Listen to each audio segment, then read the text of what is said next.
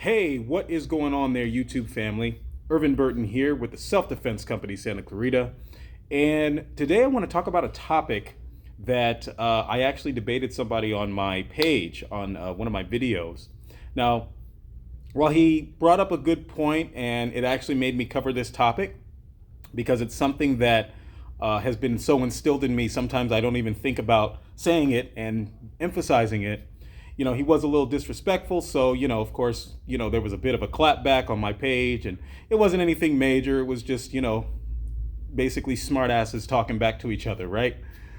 But either way, he did bring up a good point. And a lot of people don't understand the difference between violence and, in this case, combat sports, because most people think that combat sports has to do, equals violence. And that's the thing, it doesn't.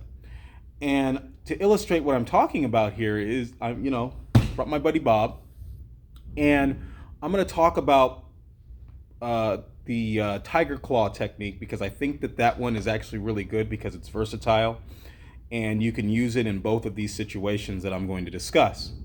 So let's first talk about combat sports, okay? So in combat sports, you typically are training, your techniques and sparring, right?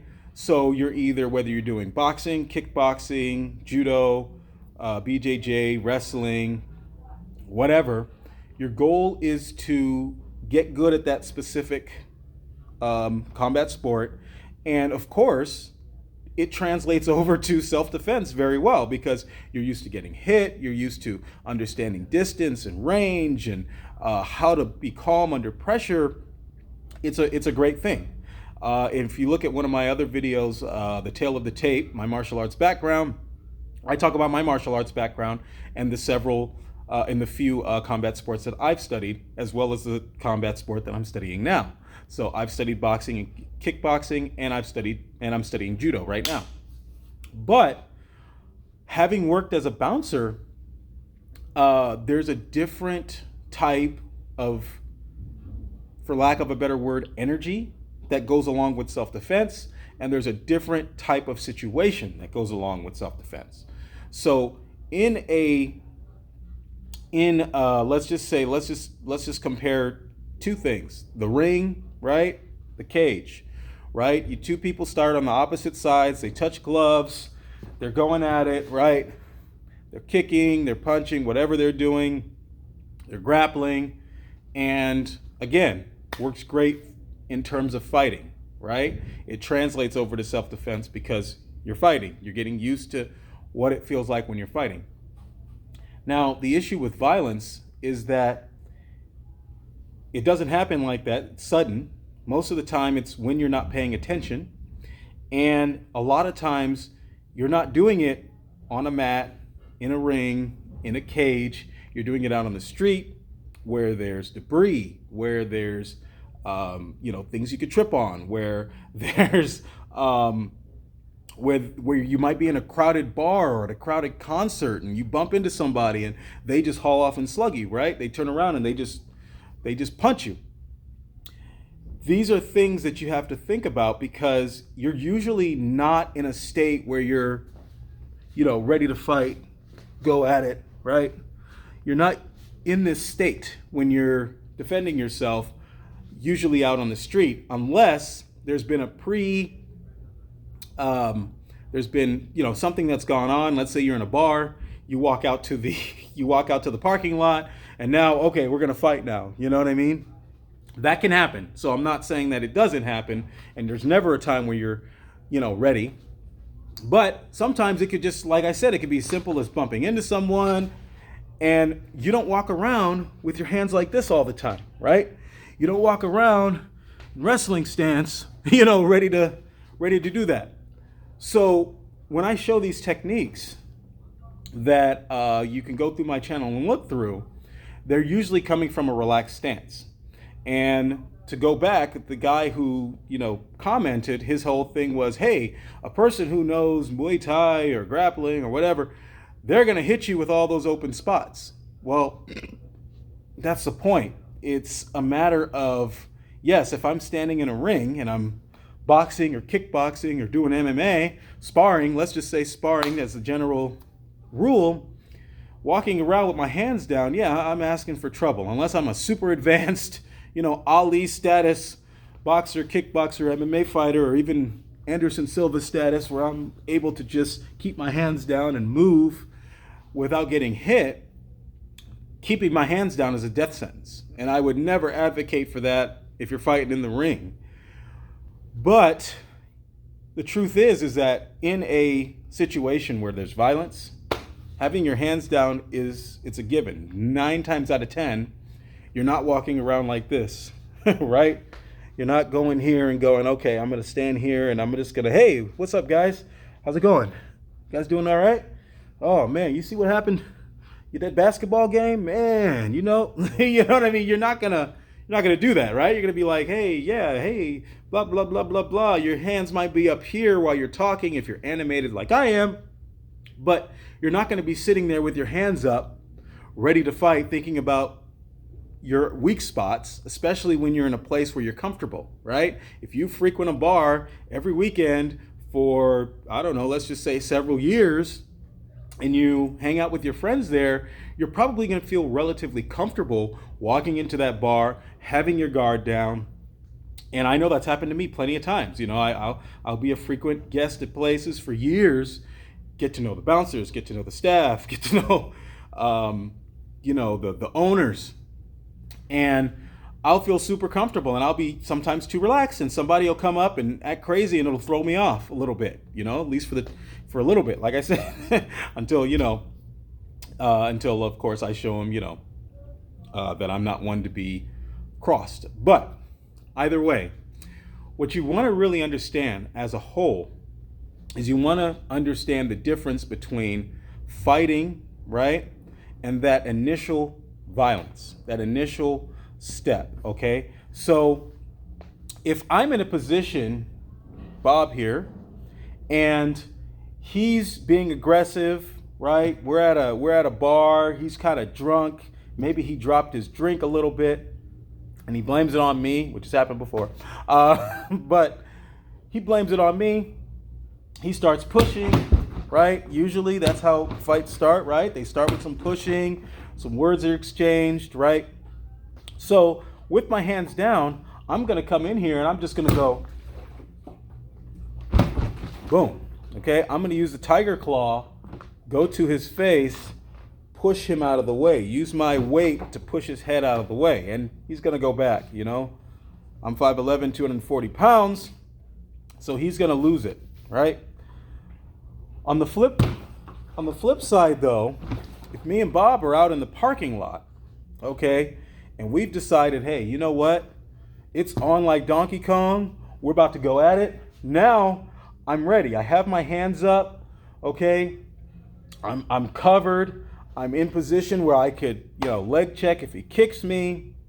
Got my elbows by my sides in case he tries to hit me in my soft spots here, And I'm going to use palm strikes now, because I'm going to aim for his head. I always like aiming for the head and the legs, right? I don't typically aim for the body because there's so much protection in the body. So I aim for the neck up and the waist down, okay? So maybe I throw a little side kick to his shin and then I just start going pop, pop, pop, pop, pop, pop, pop, pop, pop, pop, right? Pop, pop, pop, pop, pop, pop. Okay? But as you can see, I've got my hands up. And I'm fighting in a way, right, where I'm palming him in different ways to get him to go down, basically, right? But if I'm in the bar and he comes in and he suddenly says, oh, I'm gonna, you dropped my drink. The fuck wrong with you? And my hands are down, my guard is down, I don't realize what's going on at first. I'm going to do, everything's coming from the bottom. My hands being down, so,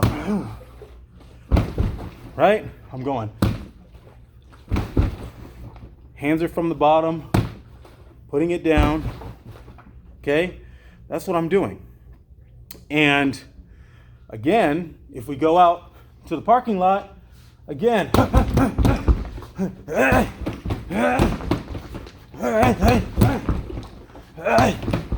right, I'm throwing those palms, okay? I'm throwing those hooks, you know, I'm throwing everything, but it's all about palm striking. And granted, I can punch too. Not saying I can't punch, but I just want you guys to see the difference between having your hands up when the fight is on, okay, versus, hey, I'm just trying to get you out of my face, that preemptive strike before the fight even starts so that I can put them down. And those preemptive strikes, primarily, their goal is to just put them in a disadvantageous position before you go all out, right? So I might just go, hi, ha, and then just start elbowing them, right? Bam, okay? So I might just go bam, grab, elbow, elbow, knee strike to the groin, right? Bringing that knee up and hitting that groin. It just depends, all right?